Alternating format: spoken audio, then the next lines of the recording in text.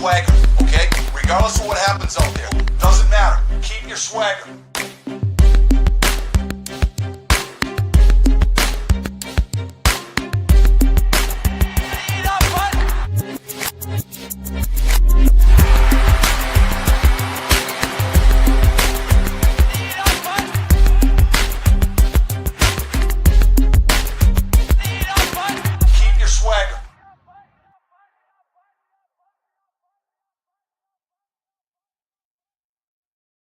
Hey, welcome into the Five-Hole Fantasy Hockey Podcast, the fantasy hockey podcast that loves a good goalie fight. We are your late hosts tonight, Alan and Jay. Jay, just what a nice, insane week this has been for goalies. Like, we get our goalie fight with Bob and Ned, and then Save of the Year candidate from freaking Brandon Bussey there in Carolina a few nights ago. Oh God, it's been so much hockey, Alan. And I mean, I'd be lying if a big part of my interest this week is our matchup. But me just wanted to make sure. I think I'm up. I might be up a little bit. I haven't checked tonight. Oh, don't worry, Alan. You did tonight, and I am going to check tonight because I've been closely monitoring proceedings. But yeah, we are here tonight with your shutdown shift. Yeah, your preview of the weekend. Hopefully, help you shut down your opponent, secure that W.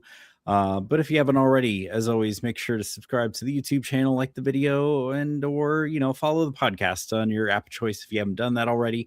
Definitely come hang out with us in the Discord community with over 3,000 persons in there. You can get in there before your league mates do, and or you can follow us on Twitter for updates and that sweet ability to slide into our DMs. Oh, and then the website, of course, FHFhockey.com. And I always forget to turn this on early. The nice little slide there that's got all the contacts. And I actually have started putting the Discord link in the description there for those of you joining us live on YouTube. But first up, yeah, man, finally some trade action in the NHL. First, I don't know, it's a fantasy relevant trade here is Rasmus Andersson to the Vegas Golden Knights for, what I say here is Zach Whitecloud. There we go. I knew there was a player in there. 2027 first, 2028 second. And Abram Wybe, I assume is a prospect of some kind. Calgary retains half the salary. But yeah, there's he hasn't yet to play. Sounds like there is a hang up with immigration. Seems like a weird thing to have between two North American countries, but it is what it is. So we have no idea what his deployment is going to be, but he likely pairs with Noah Hannafin. The two of them were paired together in Calgary. Great numbers there. And I found from 2018 to 2024, I'm assuming this is, divide by two, and this is their time on ice together, but they played, over 3,100 minutes, goals for 157 versus 123 goals against, shots for 1,800 versus 1,552, and then so this is, some little analytics here. So Mr. Corsi, the 52.6% Corsi percentage, shot attempts, almost 3,200 shot attempts for versus almost 2,900 shot attempts against. So not a bad pairing. I mean, this is a very nice, I don't know if you can call it a replacement for Pietrangelo being out all season. So they did have that cap to work with. So I guess the first fantasy relevant piece is in Vegas. Do we think he's getting power play time? I don't think so. Because, I mean, not only is Vegas running that 5-forward power play, but now he's got to compete with Shea Theodore and Noah Hannafin. I don't know, Jay, do you think maybe he gets like a trial run there? We see a couple games, but I don't know. We think Vegas is probably sticking with that 5-forward power play, right? Yeah, I was even looking to see like the other side of value, right? Like, I mean, I guess everyone's got to say with the vacated spot, then it's got to go to that new kid, right? Like the Parekh guy. But yeah, or what is it? Yeah, because that was actually right at the next thing I had in my notes is, yeah, it seems like, and we even had a question about this. This probably answers their mailbag question is like, you got to go back to Uyghur, right? And I don't think so, man. I think either we see, either Zane Parekh once he gets called back up, get a shot. Or the GM also touted this Hunter Bruce DeWitt's guy as him and Perek are being guys that he wants to see on power play 1. Take that as you will. Also, I mean, now that we're just on Calgary's thing, I don't know, like, Alan, you know anything about this Matvey Gryden dude? I don't. He's But like, see, this is it. This is that time of the season where the sellers start selling off, and then what are we left with, especially on this Calgary team?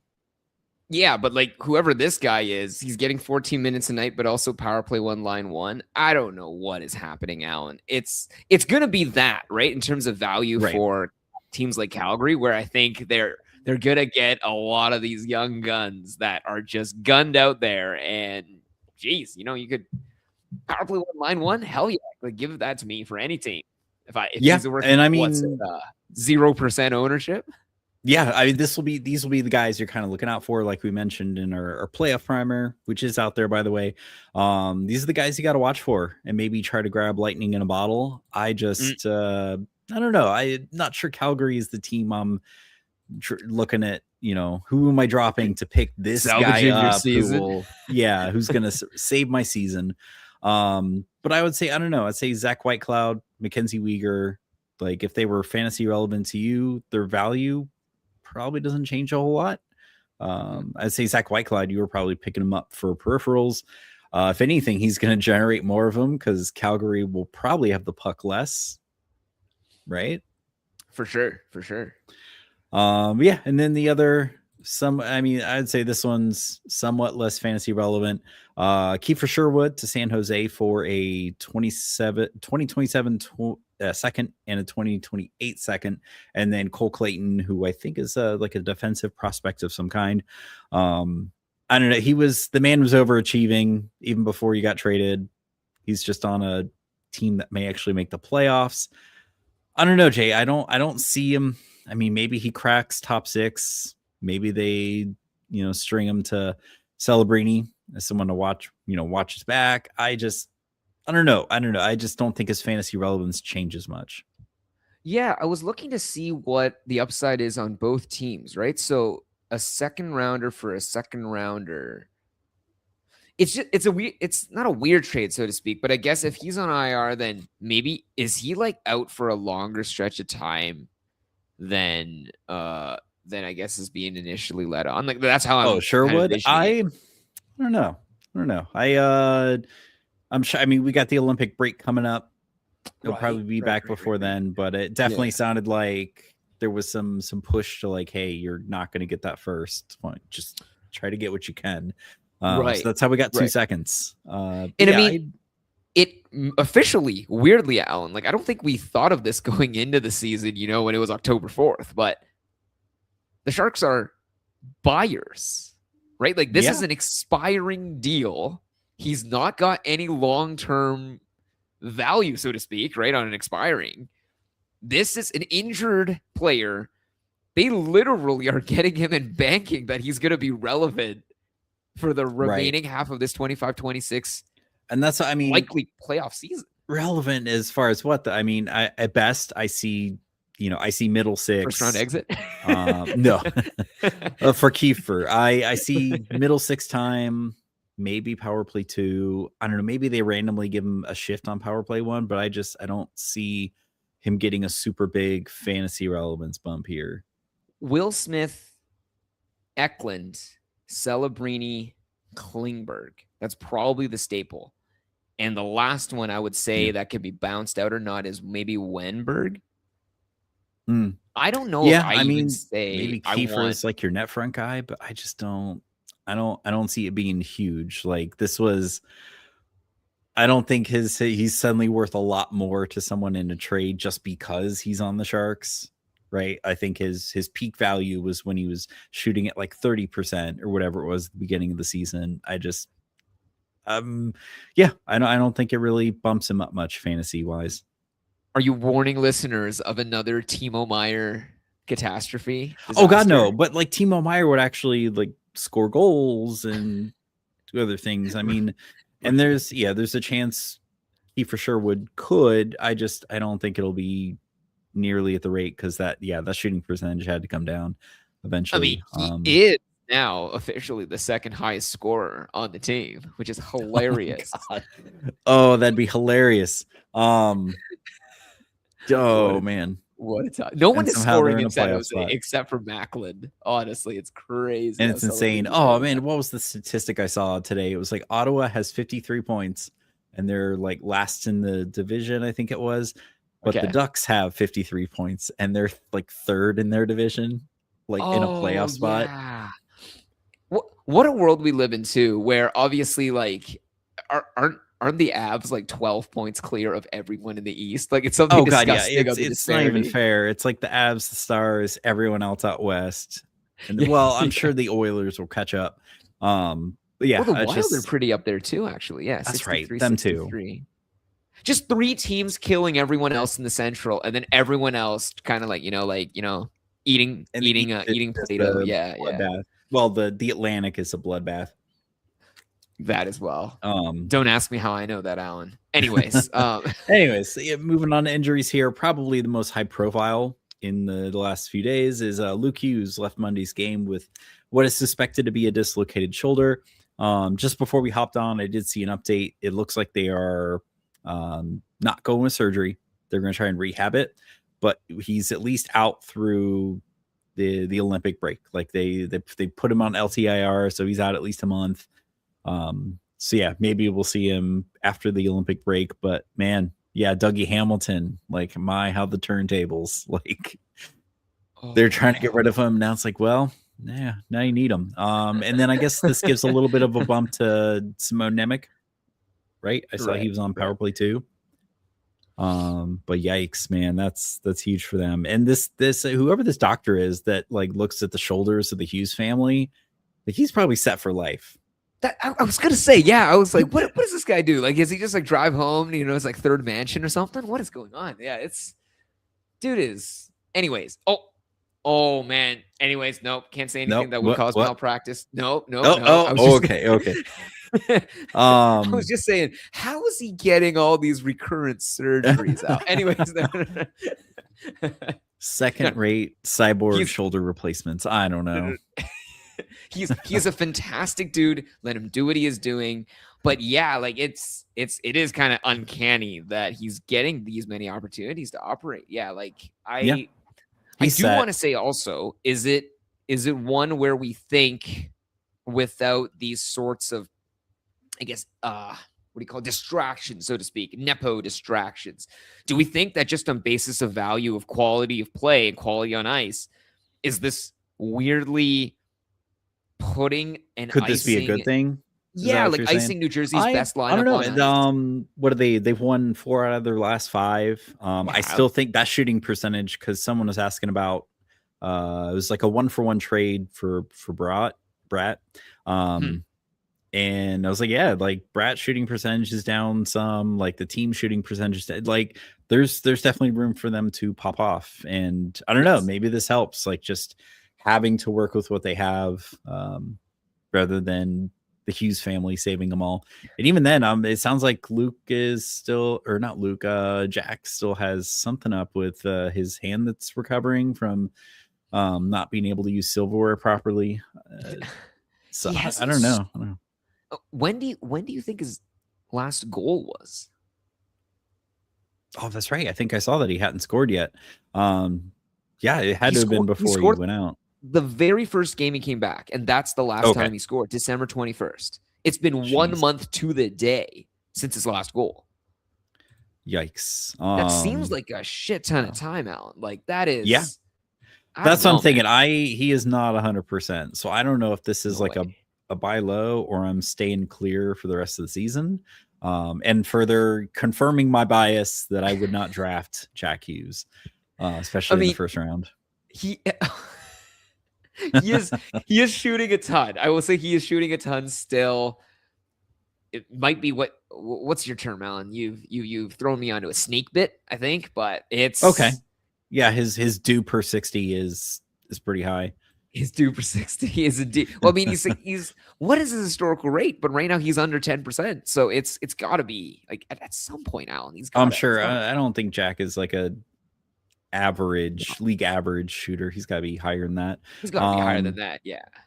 But anyway, moving on here. So Alex Lyon activated from IR. Good news for Buffalo. They're kind of on like a nice little tear. And then I had someone kind of, I don't know. They were debating. They had both Lyon and EPL, and they were kind of asking like, who to drop because their other two goalies were really good, and they didn't want to carry 4. So I don't know. I think there's a little bit of follow the money here. I think UPL is like our starter unless he gets traded, which that'd be weird for Buffalo to do. But yeah, UPL they're both save percentages are both great. UPL is a 903, Lyon is a 906, but Lyon only has one more year of contract after this, but UPL under contract to the 28-29 season. Definitely, I feel like more of a goalie of the future here. But either way, I feel like this is good news. Hopefully, they don't try to run this 3 goalie thing. Actually, you know what? I think when they did the GM change, I think they said like they were going to do something about that, and then that's when Lyon went down. So, yeah, hopefully they don't stick to that. I'm very doubtful that they would ride either goalie into the ground. I say that, right, Alan, mainly being that I don't believe coaches break things unless they're actually fundamentally broken. And what's gotten them so far this deep into the season, like Alan, how many seasons has it been since the Buffalo Sabres were a wild card spot? I know, January. It's insane. The Atlantic is crazy because it's like, okay, cool, your team won like 7 in a row or 7 of 8, but yeah, so did everyone else. So it's like you moved nowhere. I mean, but yeah, I don't know. I still might not make the playoffs, right? Like this is no, that's insane. It's crazy insane. But yeah, speaking of, sorry. Go for it. I was about to say, speaking of, next up here, Matthew Tkachuk made his season debut on Monday. At first, they had him on what was probably the third line with Evan Rodriguez and Sam Miskevich. They later moved him to Bennett Verhaeghe, line 2. So it looks like a practice this morning. They did keep him with Bennett Verhaeghe. And then the top line was Marchand, who is now skating, should return soon, TM, with Lundell and Luosterainen. So I don't...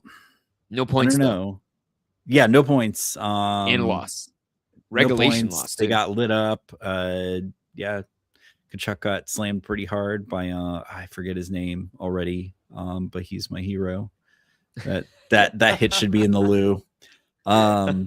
I don't know, Jay. I don't think there's really much to try to latch on fancy relevance wise. I mean, maybe Verhaeghe gets a bump at even strength there if he was dropped in your league. I was even going to say, is there anyone else that we can now let go? Right, like your Evan Rodriguez's, your Greers, your Luosterainens. Like those are the guys where. Not that they won't have any value, right? But just remember if they were occupying a more prominent position to make sure like they are now eligible waiver wireable free agentable. Alan, I'm using the nouns and the wrong verbs. Anyways, those guys you can let go. They are not going to be the same staples as they were prior to Tkachuk's return. Yeah. And I mean, I could see them taking kind of what Dallas did, like don't give him like 20 minutes a night right away, but we'll see. Who knows? I mean, they need every point they can get. But next up we got Erik Karlsson already practicing in a regular jersey after they said it was like week to week or something. I don't get it. Apparently sometimes week to week this season can mean like 2 weeks. Right. And then Chris Letang, freaking I get him in 2 out of the 3 leagues I'm in. He goes day to day. Sounds like he's a game time decision tonight. But I'm just trying to pick my brain to see who might get power play 1 if he's out. But I'm like, shoot, would they run 5 forward power play, or maybe Witherspoon? Was the only guy I could really think of might get power play 1. But if not Witherspoon, I'm just looking down. Like, who else do they? I was just like, I don't know who else. Ryan O'Shea? No. Oh, Brett Kulak. There we go. Brett Kulak. You think? Like, I mean, he's listed for power play 2, so I'm assuming he's the natural shunt up. Maybe. He might be now right. Now that you're asking this, Alan, I don't even know. Like, I'm I looking was at like other that names, and I'm like, third pairing D that they got from Edmondson. Okay. I don't know. It's 'cause I'm like, possible. Hopefully we don't have to find out. I know. Because, like, the other names we're talking about are like a Ryan Shea or a Connor Clifton. And I'm like, they couldn't, Alan. They wouldn't do this to us, would they? They could go 5 forwards for all we know. But then, Josh Norris downgraded to week, which is not good. I thought I had some. Did I not put the stats in here? So yeah, it was or maybe I mentioned it in the script, but it was like with Josh Norris, they were like 10-6 and they had the winning record with Josh Norris in. Right. So it's huge for them. But yeah, that sucks that he's out long term. I'm gonna say this too, like just a shout out for like not celebs, so to speak, but just look at the tear that Tage has been on the past few games. Like it's been pretty nutty to see the man work and cook. I don't know. Like, it's so impressive to me what Buffalo's been doing this season, particularly with the difficulties with Darlene. Like, this is not GM the Buffalo. Who knew that also worked? Is that the new firing that is like available? Like, when you're playing like the video games, it's like, what can we do? We can fire him and I don't know. Like, well, we can't fire the owner. He's got all the money. or what other options? Like, we can cancel U2 concerts. Like, what other available things? Just say he needs more from his players. Apparently that works too. But yeah, I just if you got him in IR, keep him there because when he was in, he was nice. He was great. Also worth mentioning, Josh Doan contract line today. 2 power play 2 now line 1 power play 1 all the way up to the top. Nice. Well, what they announced like right before the show here. Yeah, it's just signed a 7-year by a hair under $7 million a season. It's gonna be that's a contract that's gonna age really nicely. Juicy. Yeah, and then also, Alan, we were talking prior in like weeks and weeks past where Josh Doan or Jason Zucker, like those were the guys like, who do we want? Yeah. It looks like you can get both of them now. Like, they're both power play 1 guys. Doan's at 34, which is a little hard to snag, but Zucker 11% on a red hot 6-2 Sabres team. 6-3-1 Sabres team. Like, this is like, I don't know, Alan. Like, this is how insane the Atlantic is, man. Like, even the Sabres have a winning record in their last 10. Like, what is going on? I fucking love it. But Darcy Kemper left last night's game with an upper body injury. Hard to tell if it was, I don't know, the way he got run into or if it is a concussion. But I don't know. I was hard on him last time, but I don't know. Anton Forsberg. He went 2-3 last time, but he only had 1 non-quality start in that gap when Darcy Kemper was out last time. And then remember, quality start is anything above league average. So I don't know, man. Maybe the wins aren't in there, but maybe in a categories league, someone we might look at. Because if you look at the save percentages, they're really nice. They don't score enough, Alan. Like, it's actually a huge issue. How many goals have they gotten? 100? They are. I think they're like bottom 10 for sure. I was going to say, without even looking, Alan. They got to be. They might be bottom 5. They are bottom 5. Oh God, they're bottom 5. How are they out of a play? Like, barely out of a playoff spot is a bottom 5. That's what the West is, man. It's like we said, Colorado, Dallas, Minnesota, Edmonton, and then everyone else. Everybody else. I don't know. Maybe we can also give credence to, like, the other aspect is, Alan, we are totally spot on where they have nothing going for them aside from their defense. So their goalie is the goalie if we are looking to stream and get value from this team. I would say great rate stats. I don't know about the record, like as far as wins, but maybe more useful in a categories league than a points league. Absolutely. And then last up, I promise this one is fantasy relevant. It just takes a moment. It's to get there. So Jackson Lacombe is replacing Seth Jones on the U.S. Olympic squad. To me, this indicates that Jones may be out longer than they anticipated. So Ekblad stunks, I think, at least up to the Olympic break. Really good, especially, Matthew Tkachuk coming back. That's a boost to the power play, I'm sure. But yeah, I'd say Ekblad is someone you're hanging on to a little bit longer than you initially thought. I was also going to say Gustav Forsling, because right now, from the looks of it, Ekblad isn't getting power play time, period. He's only getting penalty. Okay, good. 1. What a scrub. All right, who's power play 1? but it's a good question, because there are times when Forsling just stays on power play 2. You know what I mean? Like, people go out and you're like, oh, they double he's moving shift him. up. And then they don't move him up. It's like, does he have rapport with like whoever they're putting on power play 2? And then you're just like moving Ekblad back from no power play time in the doghouse all the way back to power play 1. No, oh my gosh, that Uvis Bolinski's kid. It looks like that's the 5th person on power play 1. Oh God, my gosh, no. They're just making up names. Like, I think it's Seth Jones in like another sweater. But anyway. It's like the 3.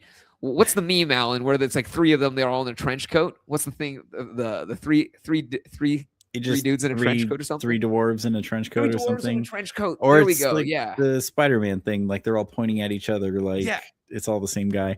Tom Wilson activated off IR. Appears to be returning tonight. I slotted him in. He better play. Or break whatever the other thing is that was messed up the first time.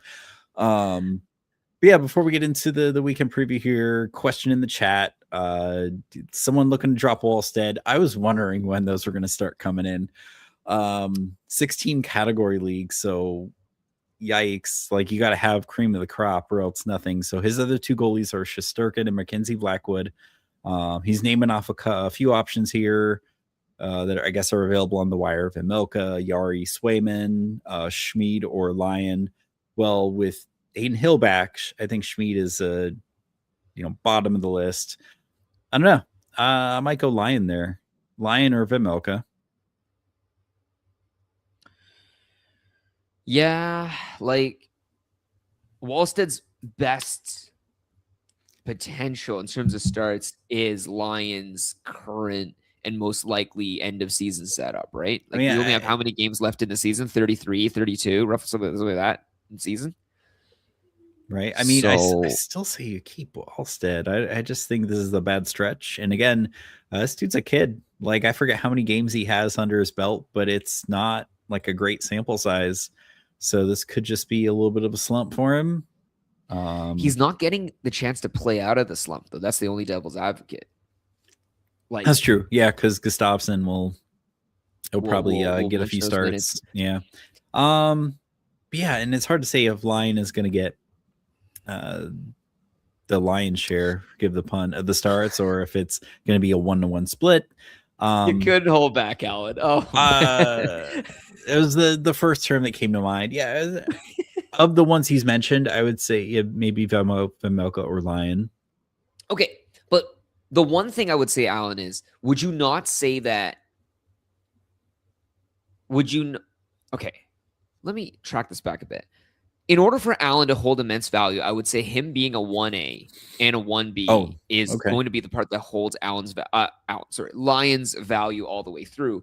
Whereas Wallstead, is there still going to be a setup where they're trying to not grind Gustafsson into the ground? Let's say, I think Colorado is already unchaseable, but if for some reason they're playing for positioning against Dallas at this point. Yeah, but let's say they or honestly home ice advantage against Dallas. That's positioning. Yeah. Yes. But let's say they are nowhere close, because I think if they continue winning, it doesn't matter. They're going to continue try to just play it out to get a safe lead. But let's say they're like 8 points off of Dallas, right? And let's say they're 8 points clear. You know what I mean? They're in this weird sort of middling zen. Do you think they would try to then play Wallstead more just to keep Gustafsson more fresh? And especially then around playoff time where our playoffs are relevant? Possible. I see what you're getting at. Like, is that 2-5D'ing? Like 5D chessing it, you know what I mean? Like, would you just want the guaranteed starts from? Because we know Buffalo is going to be locked in for the rest of the season. They don't want to. They will be. All of the Atlantic is going to be playing interesting hockay all down the way wire. through. And if Alan, you have the chance to get a Buffalo, an Atlantic goalie, wouldn't you want those guaranteed starts? Yeah. But again, I feel like Lion will share starts, which takes him down a peg. That's why I'm also looking at Bemilka as a nice second, because he's a bona fide starter. Utah, I think they have a winning record recently. I haven't checked. But yeah, Yari, I love Veggie. Yeah, I think Veggie would be the guy. I'm iffy on Yari. I would almost rather own Ingram at the moment. Yeah, I think of all the names listed, I think Veggie is the guy. Veggie, dude, the guy who backs up Veggie has 2 wins. That's true. It does seem like oh my gosh. I'm like Vitek Vanacek. There we go. Won 2 games out of 13 starts. That is yikes. That's right. That is a starting goalie. Anyways, that is a professional goalie. Anyways, and it'd be interesting to see what Ingram could have done in that spot if he was still with Utah. But yeah, Edmonton got him for peanuts. But yeah, let's go ahead and look at the weekend preview here. So we do have a couple teams that have that Thursday, Friday, Sunday. Nice 3 games in 4 nights. First up, Chicago. I mean, I don't know. I feel like it's Bertuzzi or bust.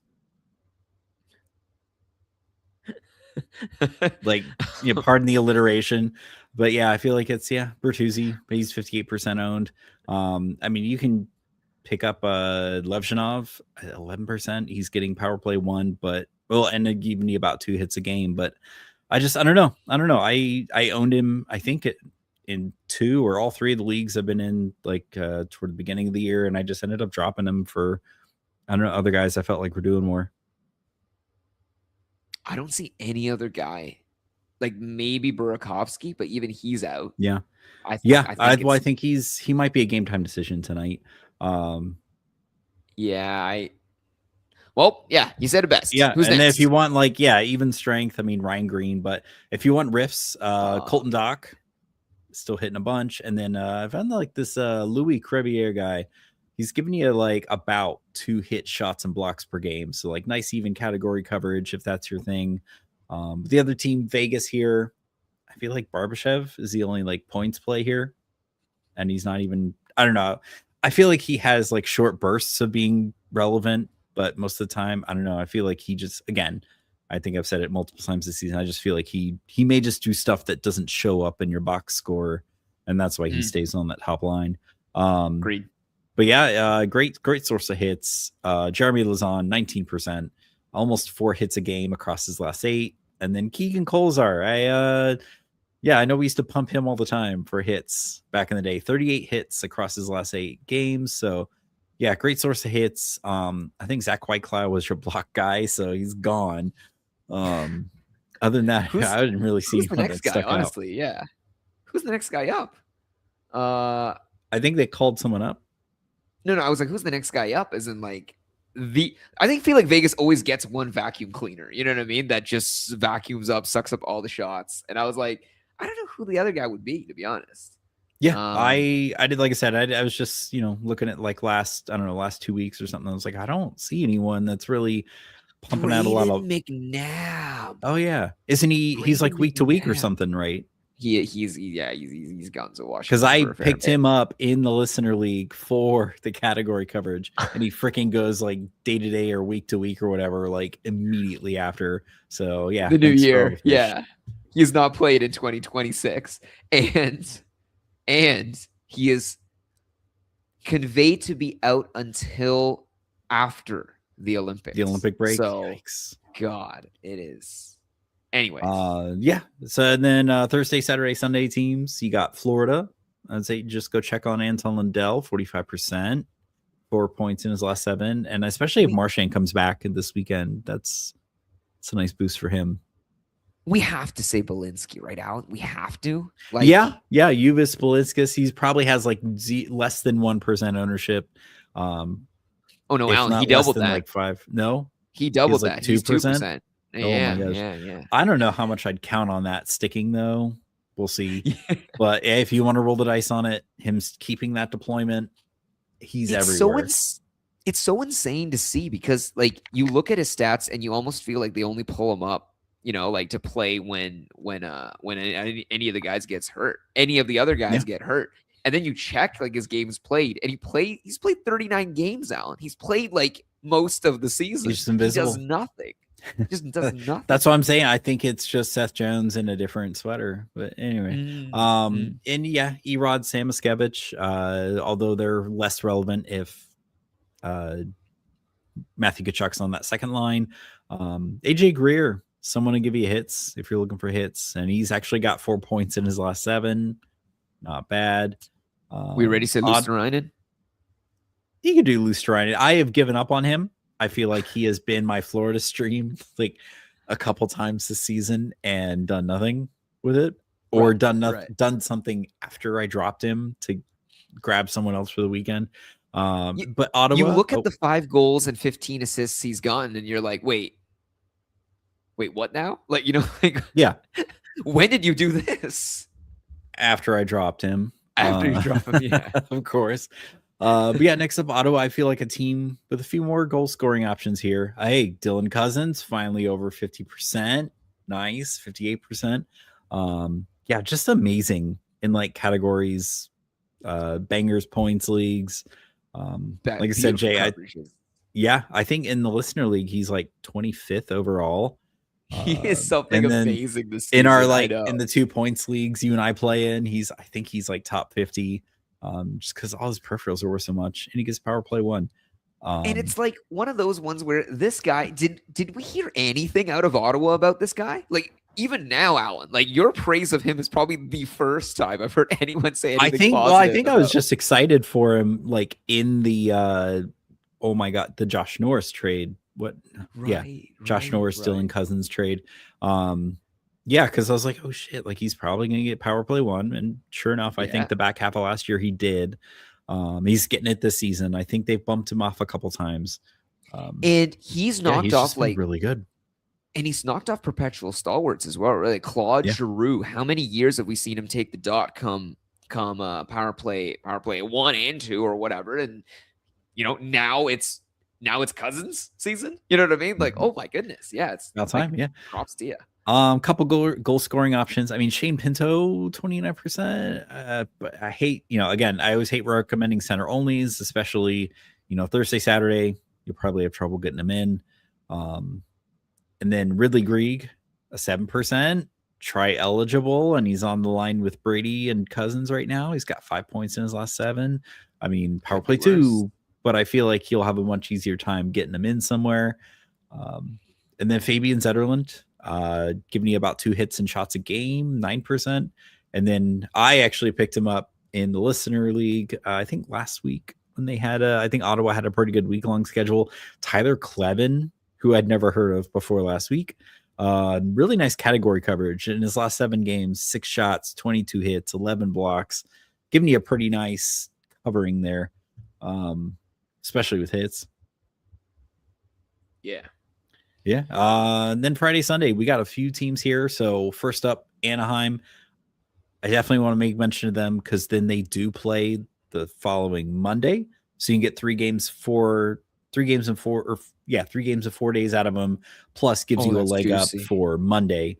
But yeah, Beckett Senek, I was able to pick him up in a spot, 42%, 3 shots a game right now, which is what you like in any sort of sustainability there. Otherwise, I feel like, and Carlson and Terry out, right? So even more expanded roles for him. And even then, No, I was sorry. Yeah. Continue on. I was going to say, the only other guy like I'm really interested in, like points wise, is Mikhail Granlund, 26%. Also try eligible, line 2, power play 1 at the moment. And I know he was not a heater, but like he is about a point per game before he got injured at the beginning of the season. Otherwise for riffs, I mean, Gudis, Ross Johnston. They're giving you a lot of hits. You just go check on Jacob Trouba. He's probably the only good source of blocks here. Yeah. What about Kreider? Like 17% ownership. He's I still mean, shooting. he Well, is. not I shooting a just that shooting ton. percentage has finally come down to earth, and that's about the time I Yeah. dropped him. Mm, mm. But yeah, I mean, It's hard to definitely a find. fixture in that top 6 power play one. It's hard to find value now, I guess, with a team that's struggling so much in the standings. Like, how many games did they lose in a row, Alan? Like, I think they won a few now. So they won 4 in a row? God damn it. God damn it. Okay. Well, what? Okay. All right. Well, there we have it. Things change so quickly. Get Bennett Seneke. That's the big takeaway. Get that man. They're back. They're back with the goals. Get the man. I wonder how long Alan. before their shooting percentage swings the other way. Oh, Alan, you already got him. That's what you were singing his praises. God Yeah. damn it. Okay, I see. We got next up Calgary here. Watch for that power play one quarterback. They did get that Hunter. Oh my gosh, now I gotta look up my phonetics for how to pronounce his last name. Where is it? There we go. Hunter Brustowitz. He did get first crack at practice after the trade, but it could go to Uyghur, in which case he's all loaned up, or it could be oh my gosh, Senek. Brustowitz? Is that no, what not you got? Brustowitz. Yeah, that was who got it in practice, but Zane Perrick. There we go. Oh yeah. Sorry, just keep an eye on it, right? 100%. Mikhail Backlund, Connor Zari are the hottest scorers on the team right now. They're pretty available. And then he's actually returning tonight. I didn't update my notes. Pospisil is back. Always known for hits. With a occasional scoring touch. But I don't know, other sources say it's you got Adam Klapka, Kevin Ball. Kevin Ball's giving me about like 2 hits and blocks per game if you want to try to cover both. 100%. Yeah. Colorado, Burns 62%. You're not getting him. Nichushkin's fallen a little bit to 59%. Just go check on Josh Manson, 45%. 6 points in 6 games with he's also covering categories too. 2 hits, block shots a game. As something that came out this morning, if you're into chasing whoever's on their power play 1 at the moment, Victor Olofsson was on power play 1 over Lehkonen, and he's only 4% owned. Ross Colton, also worth mentioning, on a little bit of a heater, 4 points in his last 6, and shooting at 4 shots a game in that stretch, which is madness. And of course, their goal differential, blood for the blood god, like someone on that team is going to fall backwards into goals. Jersey, I don't know, Jay. There's not much here for me, in my opinion. Let's roll. I mean, it's like if you want Simone Nemec with that boost with Luke Hughes being out, I'm just not too. I know they've won 4 of their last 5. I'm just not too hyped on like anyone here for points. Well, I was gonna say, like, I guess, I don't know, Mercer, if you need a guy. Yeah, it's also Mercer. I think he's still in the top 6. Seattle, of course. McCann, Jordan Eberle. I'm surprised. Like I think after Wednesday, like McCann was one of the most dropped players. I'm like, are you guys like Looney Tunes? I don't know. I feel like in most leagues, maybe 10-man is where he sort of loses relevance, but I feel like anything deeper than 10-man, like he should be owned. He's one of the top scorers on the team. Well, it's weirder as well in the sense that they have a really good schedule this week. So I would have expected that more than anything, that they would just held on. But just week-long holds. That's what I thought, right? But I'm going to double check and skip ahead, Alan, just to see the next. Yeah. I say Ely Tolvanen. I always love pumping him. One of the other like scorers on the team. But yeah, Jordan Eberle, I think was like, when I checked, was like the top scorer on the team at like 40 points or something. Silly. But yeah, Toronto. Well, Alan, people are looking forward to the next week because they only have heavy nights on the Tuesday, Thursday. Oh, okay. But so there we go. I gotta drop my Seattle player Good enough. But even then, Alan, you know what I mean? It's like the 40 chess of like, oh, after this, I'm totally going to be able to like, beat the opposition. But I'm like, you could be the forever winner of next week if you drop players that way. You still got to let them play the damn games before it goes. You know what I mean? Like, I guess I still feel like, yeah, Friday, Sunday, like it's not like you're really going to have trouble fitting them in. Yeah. And then Toronto, I'm hoping you have some insight here, Jay, because I feel like Matthias Michelli might be the ad here, like just overall. Yeah, I would say depending on how long Nylander's out too, like McMahon is, I think, at 20%, like huge value. I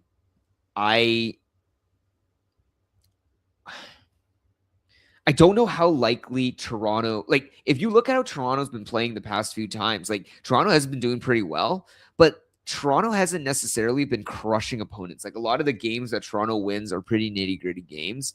And I mean that classic barn burner against Vegas was just kind of like a classic Toronto game, like snatching defeat from the jaws of victory. Love that. And so it's just I think your best bet here is to get your Bobby McMahons, and then I guess I'll rattle off the other names that are there, like probably your Nick Robertsons and your Max Domis. Like those guys down, you'd be better off going elsewhere. And I don't think Toronto even this week has like a disgusting schedule aside from just the Friday.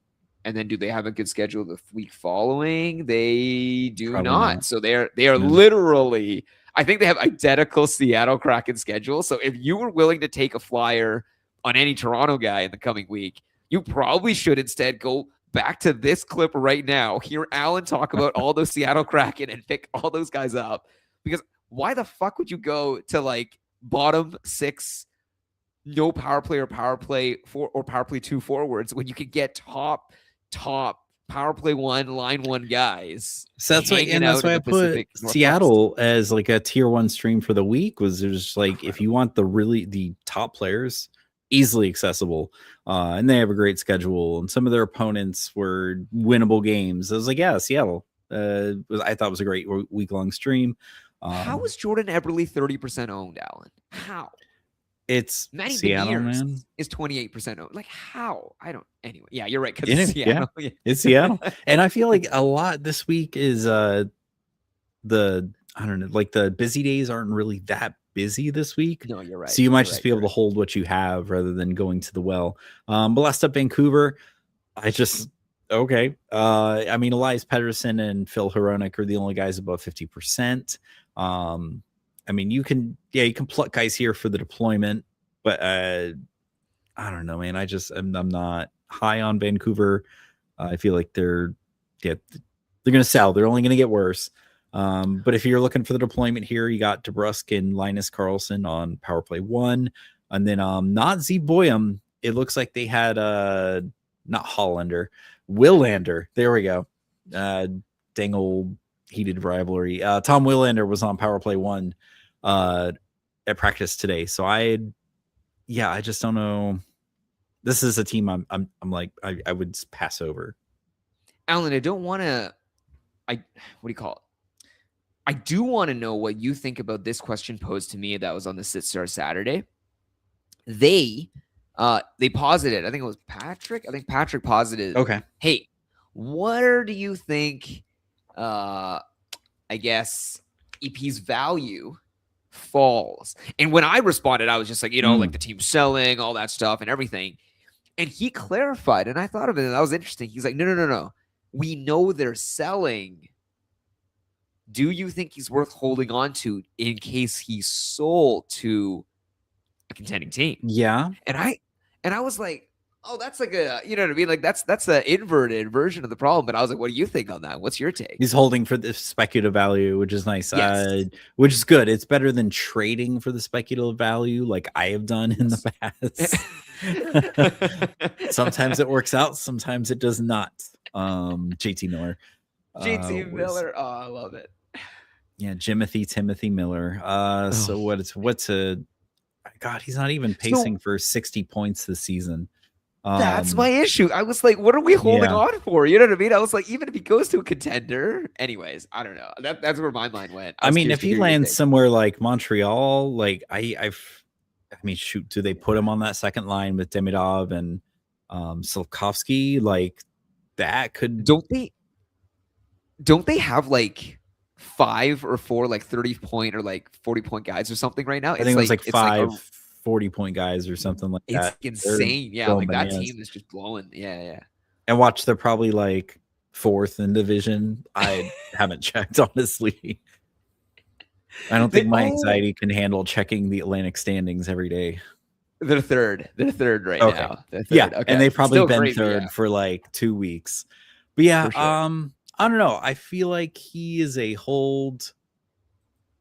And if he doesn't go anywhere, he's probably replacement level, unless Vancouver has a really good schedule that week, which I don't think they had. They were any of the really good schedules. Yeah, I would almost say he's maybe a drop at that point. Yeah, like if he doesn't get moved at trade deadline, let someone else pick him up, deal with the problem. Yeah. Because I don't even know what their playoff schedule is. I think when I was reading some of them, maybe I don't remember, because we did a bit of like a playoff dive on the Sister Saturday too. But I don't remember Vancouver being like one of the teams where I mentioned, I was like, oh shit, they got an amazing one. I remember Calgary. I remember the Rangers made it on. But yeah, like I don't think in any of either of the 2 main formats, like Vancouver had a really good schedule. They were probably average. Yeah, I don't know. And everything looks in line. Like his shooting percentage is good. He's shooting, I mean, a little low. We should shoot more.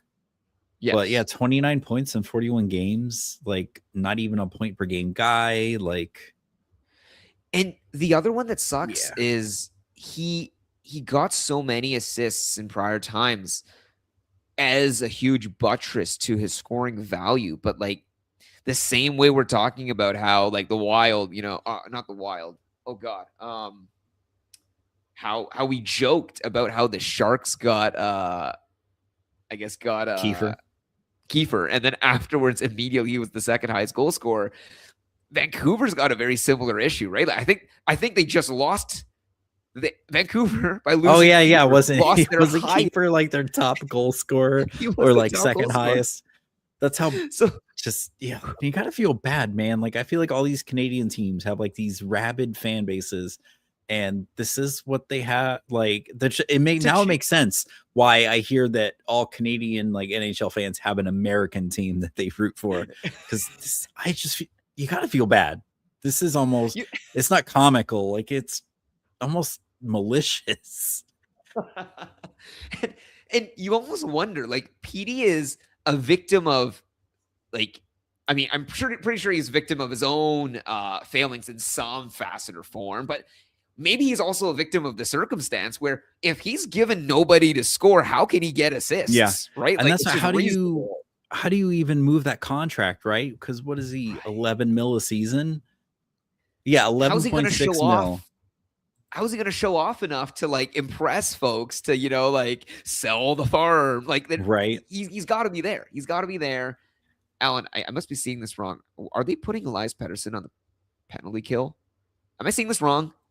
What? It could be Elias Pettersson, the defenseman. No, Alan. He is no. He is second PK. Second PK. He's getting second PK. Yes. What the hell are they doing in the Canuck lands, man? I don't. They're all spare parts at this point, Jay. So we're gonna goalie streams here. So actually, not a lot of back-to-backs to try to pick off from, but I do like what there is. So St. Louis at Dallas versus LA. It sucks because I think Joel Hofer has kind of taken starting duties at the moment. I was gonna to get the tougher opponents. But Alan, is there now the inverted opportunity? I don't know. Maybe this is. No, I'm not picking up Jordan Binnington. Like if I want a Blues goalie, I want Hofer. We're moving on. Yeah, Tampa. I'm good with a JoJo start against Chicago or Columbus. I would take it. JoJo's been super serviceable all season.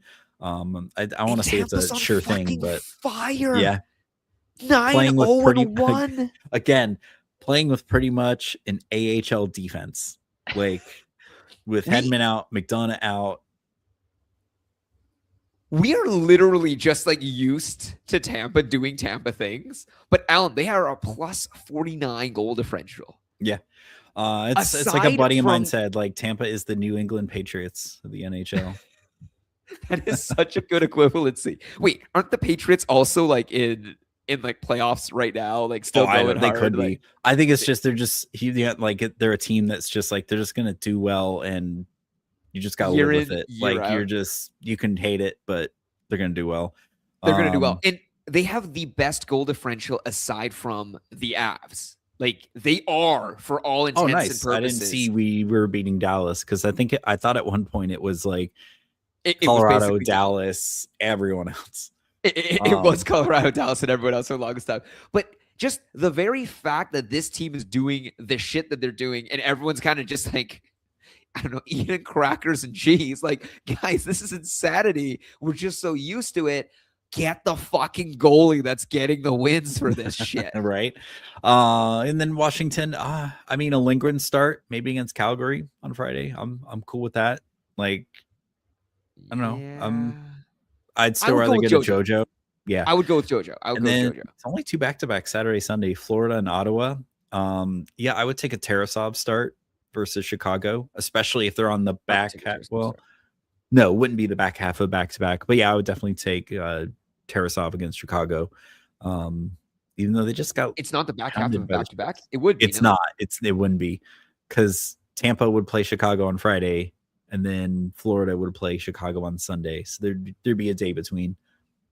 Oh, I see what you mean. Yeah. I see what you mean. Yeah. Ottawa, I don't know, man. James Reimer sounds like he's starting to play, or has gotten a start. Maryline got sent down. Vegas, though. I just don't think I'm interested in Vegas is weirdly hot right now. That's the part that I'm kind of concerned about. They lost. Yeah, they lost, and they're still 7-2-1. You know, like they're, and they got games in hand against Edmonton, right? Like this is, I don't know, nice. Vegas is not even a dark horse. They're always like the they're a perennial contender. Yeah, but just tampering aside, they're always a contender. But yeah, looking at next week. So Kings, man, this is if you're punting your week, go grab some Kings players. They have 5 games. 2 off nights, and then also Columbus looking like a nice team to look at for next week. 4 games, 3 off nights. I also really like Mason Marchment. Apparently, I think he's a game time decision for today, or should be back by the end of the week. Someone to keep an eye on. He was like point per game right after the trade. Someone to keep an eye on early. But worst schedules, we got 2 games, 1 off night, Ottawa. So Wednesday and Saturday, and then 2 games, 0 off nights, Calgary and Pittsburgh. But yeah, before we close up shop here, let me take a look at Brad Mann's question in the chat here. 16 teams Cat League. He has Vazzy and Greaves. His worst forward is Landeskog. Should he drop him for Ullmark or Montembeault? Okay. Or Stan Pat? I don't know. I want to root for Ullmark now. He'd be a stash at the moment, so you're still running Vazzy and Jet Greaves, but I do feel like Ullmark will be the starter when he returns. Montembeault, seems like he's kind of taken the starting role right as I don't know, I guess I reverse jinxed it, and I thought Fowler was kind of getting a little bit of a run there. I would, I don't know, and the fact that they're probably resting Jet after they, Dean Evason played him like however many games in a row. Elvis is getting the run right now. I mean, okay. Yeah. My only thing with Monty, I'm just going to say this out for Monty is, let's look at his dub. 6-5. Okay. Glad he won. Other start, 3-2 loss. 39 saves. Can't fault the man. You know what I mean?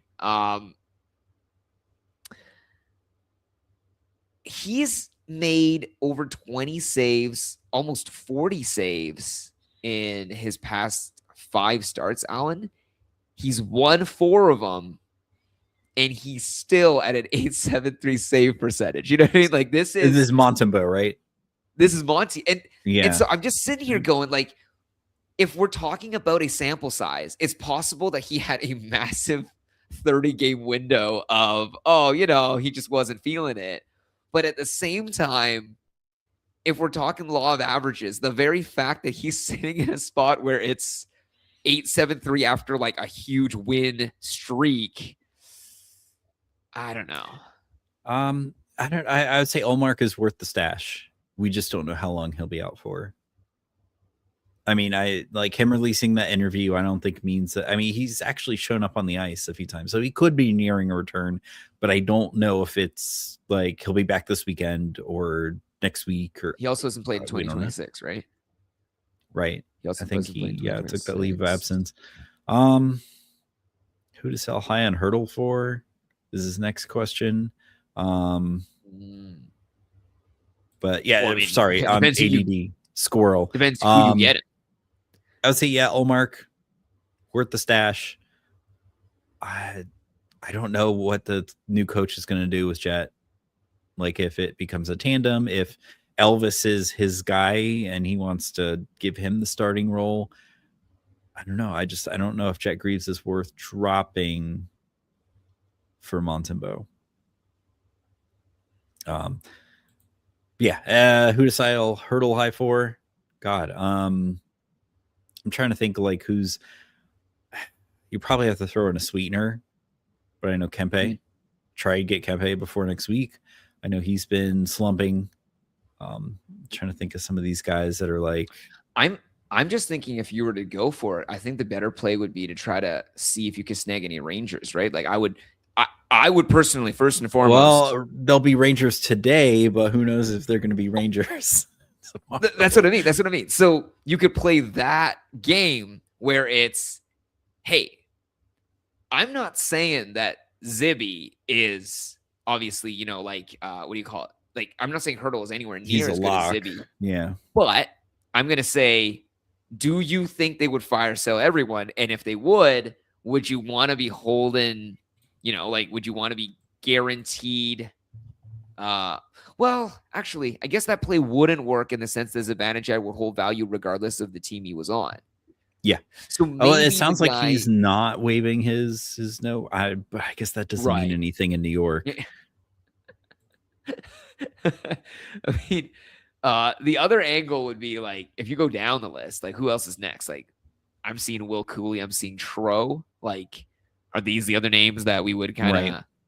But I don't. Right. I would rather have Hurdle. Like I don't know, because trading high or selling high also indicates and requires the other guy to.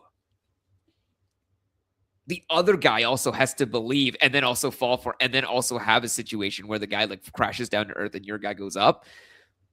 I could see a time where Vincent Trocheck and Tomas Hurdle both play incredible minutes going forward and, run out the season. Yeah. So there we go. Yeah. So maybe some of those New York guys and try to, I don't know, persuade them that they may not be there tomorrow. But yeah, I like it. And then his last question here, looking for lower owned volume goalies. I like the Hofer suggestion. I don't know. Decord isn't getting the starts, man. Honestly, yeah. I don't know if he gets. Decord is literally okay right now. I'd see if Ingram's available. I don't know how much they're gonna, like tandem him and Yari, but all of his starts since coming up have just been. I think it was like all but one have been just amazing. Jake Allen. I would say when he started, Jake Allen was in net in the 2-1 win over Edmonton last night. I don't know if he'll get volume, but when he plays, he gives you quality. Alex Lyon, 19%. I don't know if he gets volume necessarily. Just not a lot, because I think even James Reimer might see volume from here on out. That could be till Olmark comes back. That could be sneaky. That's right. Elvis is sick. He stayed today. I would say almost Elvis might get you volume at the moment. Rick Bonus seems to like him. I don't know. Anything you can think of, Jay? I think my main setup is like when we talk about things like stand pat and stand. I had a conversation with another listener yesterday where it was the idea of what do you call it? Don't fix it if it ain't broke. You know what I mean? I mean, Like, he's got Kemper on IR right now. I'm assuming he's just really trying to find like a Kemper replacement.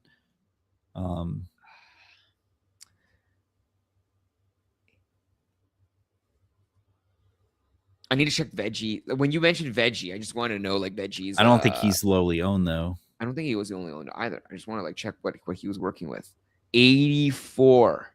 Give me a second. I'm just gonna pull all the guys for all the goalies across all the teams.